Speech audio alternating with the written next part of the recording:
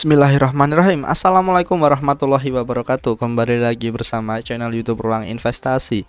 Dimana pada video kali ini kita akan bahas sebuah emiten, yaitu PT Global Sukses Solusi Tbk dengan kode emiten RUNS. Oke. Sebelumnya teman-teman subscribe dan like video ini dan share video ini ke teman-teman kalian semua. Oke. Kalau di sini yang saya lihat yang menarik di sini adalah dalam jajaran komisaris ada salah satu public figure Indonesia yang notabene dia adalah pembisnis properti kalau nggak salah.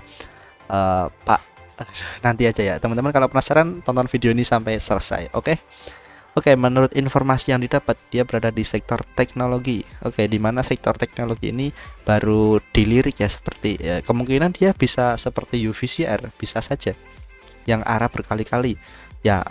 Semoga teman-teman bisa dapat sahamnya ini. Soalnya saya juga ikut UVCR, ikut GPSO kemarin, belum dapat sahamnya, not allotted. Oke. Dan di sini saham yang ditawarkannya itu 196 juta dan total saham yang diciptakan itu 20,01%. Oke. Dan penjamin emisi efek yaitu YP dan OD, Mirai Aset dan BRI Sekuritas. Oke. Dan untuk book buildingnya yaitu tanggal 20 sampai tanggal 26 ya, masih ada 4 hari ya. Dan untuk harganya yaitu 230 sampai 254. Oke, kemungkinan ini di 254 kemungkinan ya. Oke, dan kita sebelum bahas di prospektusnya, kita akan kenalan dulu dengan jajaran komisaris dan kita akan kulik-kulik singkat dulu tentang emiten ini, di sektor apa, bisnisnya gimana. Kita akan lihat secara singkat dulu. Nah, di sini untuk dewan komisarisnya yang menarik yang saya bilang tadi ada Pak Tung Desem-Waringin. Nah, ini salah satu public figure ternama di Indonesia. Teman-teman penasaran, teman-teman bisa lihat aja profilnya di Google. Teman-teman search aja Pak Tung Desem-Waringin, banyak banget nantinya. Atau teman-teman untuk detailnya bisa baca di sini, banyak banget nih.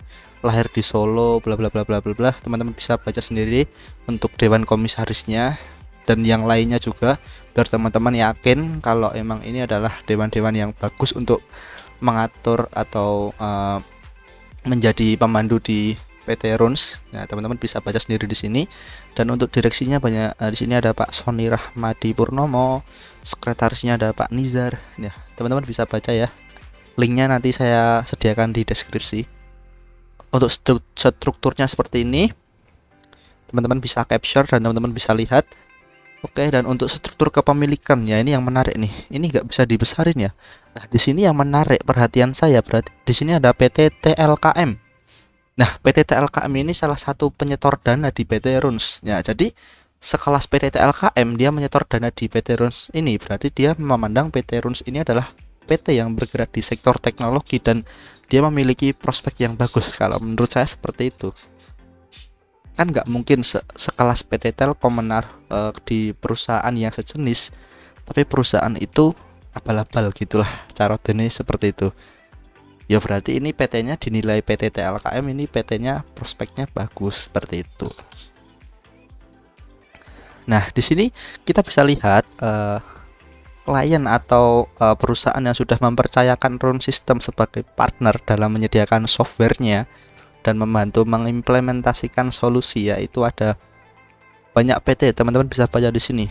Ada PT Waskita, ada PT Wisata Candi, ada PT mana ini? Maesindo Indonesia. Banyak banget, ada Indotama dan meraih penghargaan banyak juga di sini. Teman-teman bisa baca di sini. Oke. Nah, di sini kita akan sedikit bahas di sini ya. Ringkasan anggaran dasar. Nah, ini PT RUNS ini berada di Yogyakarta ya, di Pakuningratan nomor 15, Cokro Diningratan, Jetis, Kota Yogyakarta. Oke, dan maksud dan tujuan perseroan bidang jasa informasi dan komunikasi, bidang perdagangan besar dan eceran piranti lunak komputer. Oke, kegiatan usahanya bisa dibaca sendiri di sini. Oke, dan modalnya segini, teman-teman bisa baca sendiri. Jumlah saham, direksinya ada Pak Tung Desem-Waringin tadi yang saya jelasin. Banyak di sini informasi yang didapat, teman-teman bisa baca di sini juga. Linknya nanti saya sediakan di deskripsi atau teman-teman bisa cari aja di Google, ketik PT Runs System gitu. Oke, kita akan masuk ke itu ya, prospektusnya ya. Prospektusnya ya bagus juga nih. Oke, prospektusnya tadi saya sudah sempat baca, makanya saya bikin video ini. Oke, ini ya masa penawarannya 20-26 dan untuk perkiraan masa penawaran umum perdana 2-6 September. Ya teman-teman, kalau nggak dapat di tanggal ini berarti teman-teman bisa dapat di tanggal ini atau tanggal ini, teman-teman bisa beli lagi gitu. Dan untuk listingnya di tanggal 8 September. Oke. Perseroan ini melakukan penawaran umum perdana saham sebanyak 196.800 saham dengan nominal 4. Nah, nominal 4 dan sekarang dijual di harga 250 atau 254. Ya kalau perusahaan bagus nggak apa-apa gitu ya. Banyak-banyaknya 20%. Dan dana yang diraup dari hasil IPO ini sebesar 49 miliar. 49,98 miliar, hampir 50 miliar ya, dana yang diraup dari hasil IPO ini. Oke, dan ini adalah jajaran pemegang sahamnya atau jajaran struktur pemegang saham perseroan inilah. Nah, teman-teman bisa baca di sini ada Pak Sony Rahmadi Purnomo, Tan Kian Gi, Dwi Kristianto Suhartono, dan masih banyak lagi. Teman-teman bisa baca di sini. Masing-masing 36,3, 34,79. Dan setelah adanya IPO ini, mereka terdilusi menjadi sekian. Teman-teman bisa baca di sini. Dan publiknya sebesar 20,01%, sama yang tertulis di sini ya. Oke, yang paling penting adalah tujuan IPO. Nah, kita akan baca ke tujuan IPO. Tujuan IPO-nya itu buat apa? Buat bayar utang atau buat apa gitu. Oke, kita bahas tujuan IPO-nya. Oke, di sini jelas ya. Rencana penggunaan dana sekitar 74% digunakan untuk modal kerja, diantaranya yaitu untuk pembiayaan proyek baru, biaya overhead dan operasional. Sekitar 11% digunakan untuk market acquisition. Nah, itulah. Maaf, iki ilat Jawa atau angel. Sekitar 10% digunakan untuk riset dan pengembangan, sekitar 5% digunakan untuk belanja modal perseroan yang meliputi alat kerja. Ada komputer, server, router, dan masih banyak lagi. Nah, teman-teman bisa baca di sini. Oke, dan kita akan sedikit mengulas di asetnya ya. Aset lancar. Aset lancarnya tuh dari tahun 2019 sampai tahun 2021 itu mengalami peningkatan ya, dari 597 juta menjadi 18 miliar dan sekarang menjadi 21 miliar. Oke, meningkat berarti. Nah, jumlah aset lancarnya meningkat ya, cuman di tahun 2021 dia agak turun dikit di kuartal pertamanya. Ya, ini kalau dilihat dari total asetnya berarti dia masuk ke papan akselerasi, yaitu berarti arahnya 10%, ARB-nya 10%, seperti saham UVCR. Ya, bisa jadi ini akan arah berkali-kali seperti saham UVCR yang sekarang udah arah sampai 264%. Gede banget itu. Langsung menjadi perusahaan multi bagger itu, guys. Alhamdulillah saya juga cuan di sana. Cuman saya nggak dapat IPO-nya. Saya masuk di hari pertama IPO. Oke. Dan jumlah liabilitasnya ya. Liabilitas jangka pendek, utang yang harus dibayarkan jangka pendek tuh meningkat dari 713 juta menjadi 3 miliar, jadi 2,8 miliar, walaupun di tahun 2021 kuartal pertama dia agak turun dikit nih. Ya, kalau menurut saya sih kalau dilihat dari sini nggak terlalu bermasalah ya. Liabilitasnya 2 miliar sedangkan kasnya 21 miliar.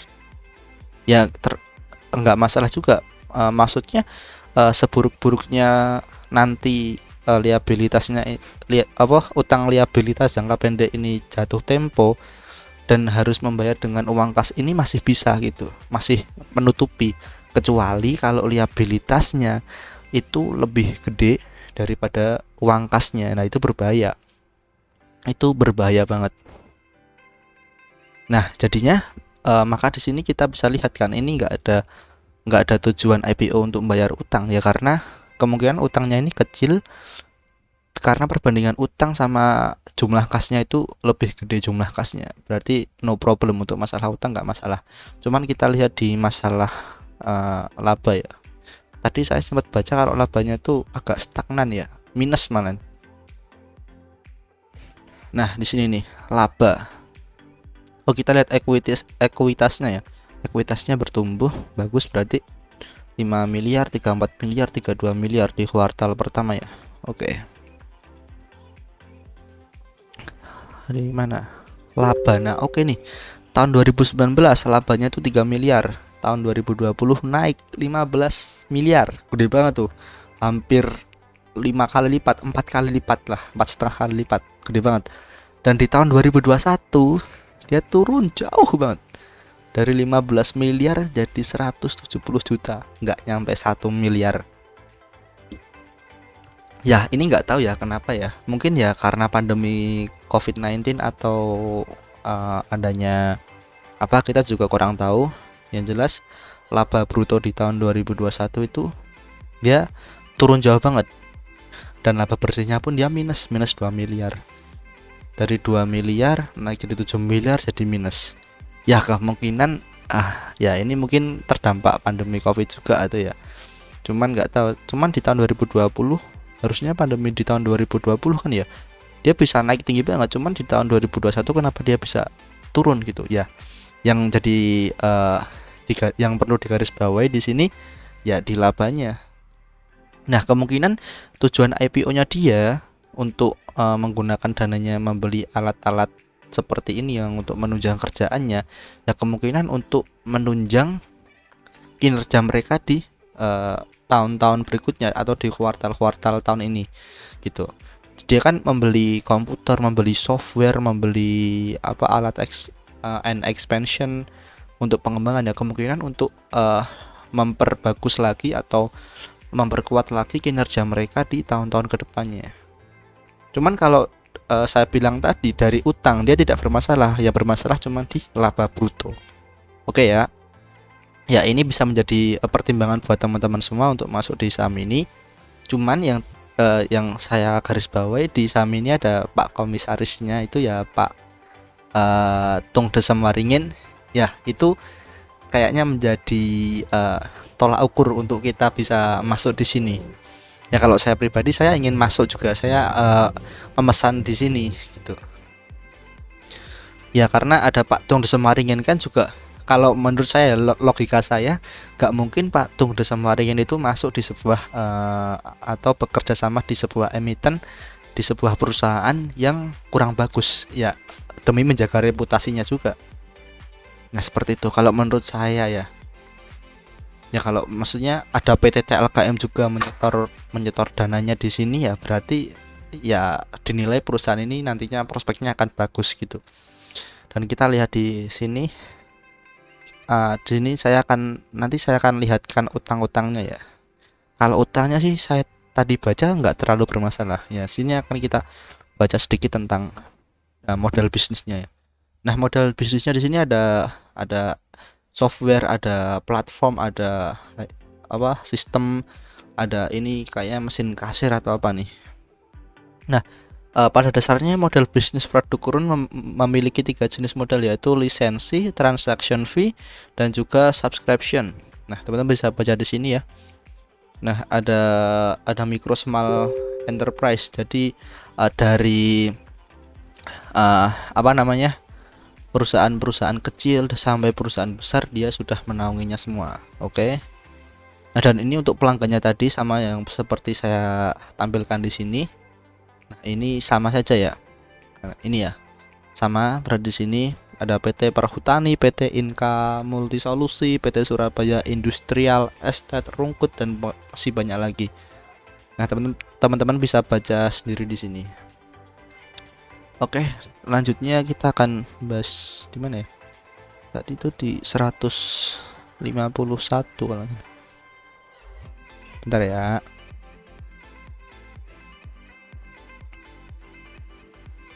Oke, dan ini untuk asetnya ya.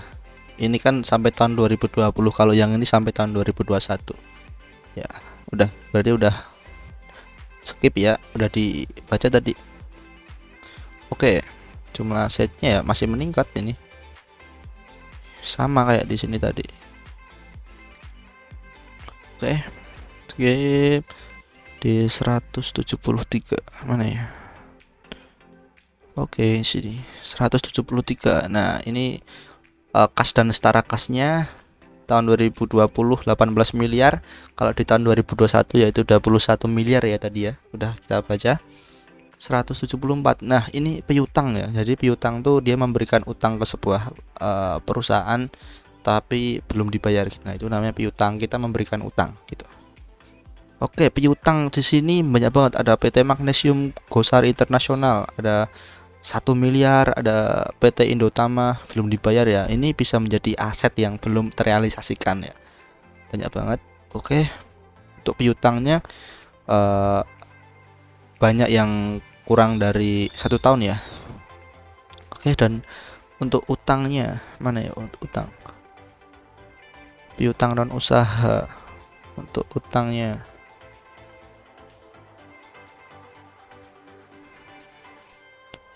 nah, untuk utang yang menarik di sini ya, saya kan tadi baca-baca untuk utangnya tidak ada utang bank, jadi nggak ada utang berbunga, jadi aman. Utangnya tuh di pihak ketiga PT Gradia Prima Solusi 157 juta, 9 juta, 9 juta, totalnya 219 juta. Ya nggak bermasalah gitu.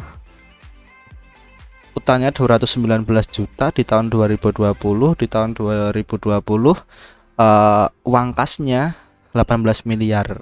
Ya berarti bisalah untuk membayar utang gitu. Jadi nggak masalah untuk utang itu. PT ini tergolong kecil ya, untuk utang tergolong kecil. Oke. Dan di tahun 2021 uang kasnya juga bertambah jadi 21 miliar. Jadi nggak terlalu bermasalah untuk emiten ini membayar utang. Cuman yang jadi permasalahan di sini yang saya garis bawahi tadi ya, untuk labanya dia turun jauh banget. Nah, kenapa di sini ya? Kita kurang tahu di sini ada apa di perusahaan gitu. Yang jelas, semoga perusahaan ini juga prospek kedepannya bagus. Di sisi lain ada Pak Tung Desemaringin yang menjadi komisaris, dan juga ada PT TLKM yang menjadi penyetor ya, penyetor dana terbesar juga lah, ibaratnya seperti itu. Oke ya, mungkin ini sangat relate banget lah untuk dengan tujuan IPO-nya, untuk tujuan operasional ya berarti ini ya, untuk membeli peralatan untuk kantornya. Berarti dia masih percaya dengan kantornya ini, semoga bertumbuh lah. Oke, kalau saya pribadi saya akan masuk ya. Cuman ini bukan ajakan untuk beli ya. Jadi teman-teman yang memiliki pandangan sendiri untuk analisanya, teman-teman bisa sharing saja, atau teman-teman bisa tulis di kolom komentar, kita diskusi di kolom komentar ya. Oke, jadi ini disclaimer on ya, ini bukan ajakan untuk beli ya. Ini murni analisa saya pribadi. Oke, ya mungkin itu saja yang dapat saya sampaikan di video kali ini gitu. Semoga video ini dapat membantu teman-teman semua untuk mempertimbangkan lah apakah ini cocok untuk kita pegang jangka panjang atau cocok untuk kita pegang jangka pendek aja gitu. Ya mungkin itu saja video yang dapat saya sampaikan. Ya kurang lebihnya seperti itu. Terima kasih buat teman-teman semua yang sudah nonton, dan terima kasih semua buat teman-teman yang sudah support channel ini. Semoga channel ini kedepannya berkembang dengan baik. Oke, salam sukses semuanya. Semoga teman-teman bisa mendapatkan apa yang teman-teman impikan. Oke, saya ucapkan terima kasih. Kurang lebihnya mohon maaf, dan jangan lupa like video ini dan subscribe video ini. Oke, good luck buat teman-teman semua. Kurang lebihnya mohon maaf. Wassalamualaikum warahmatullahi wabarakatuh.